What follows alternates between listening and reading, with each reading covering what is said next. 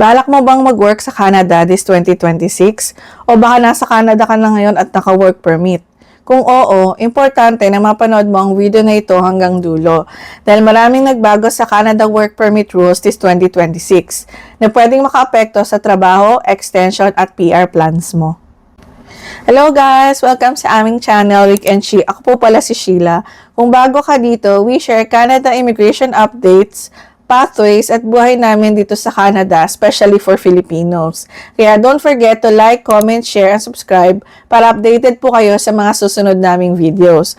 So sa video na ito, i-explain ko ng simple at detalyado ang tungkol sa work permit changes sa Canada ngayong 2026. So tara, let's start! So, una sa lahat, bakit may changes na naman sa work permit this 2026?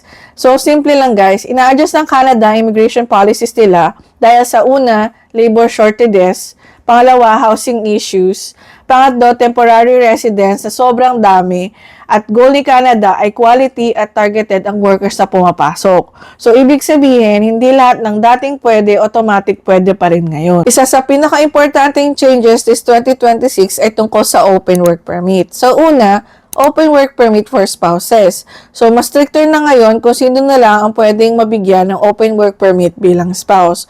So, usually, eligible na lang kung ang principal applicant ay una, nasa high demand occupation skilled worker or tier 0 to 3, and then may stable at full-time job.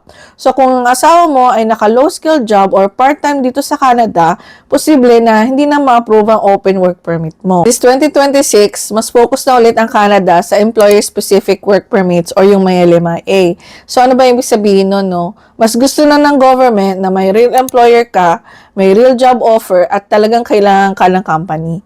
So, important reminder lang guys, no? Mas mahigpit na rin ang checking ng fake job offers, fly-by-night employers, at saka paid na LMIA. Yan. So, kung may example, no, kung may nag-offer sa inyo, no, ng guaranteed LMIA, naku, red flag na yan guys. So, huwag niyong tatanggapin, tsaka huwag niyong gagawin kasi lalo lang kayo magkakaroon ng problema.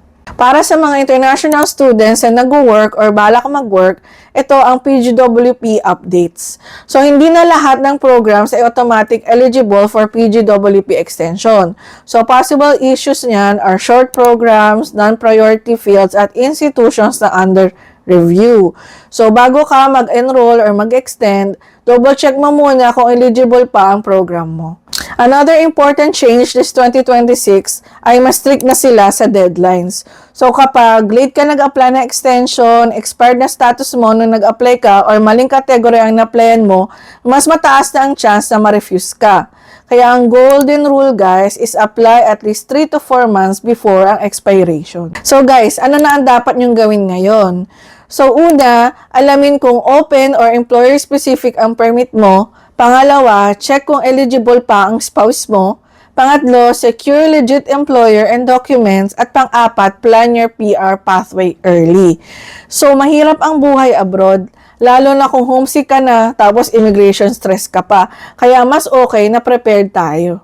So, ayun lang guys for this video. If nakatulong po ang video na ito at may natutunan po kayo, please po, pa-like po, pa-share, pa-comment, and pa-subscribe.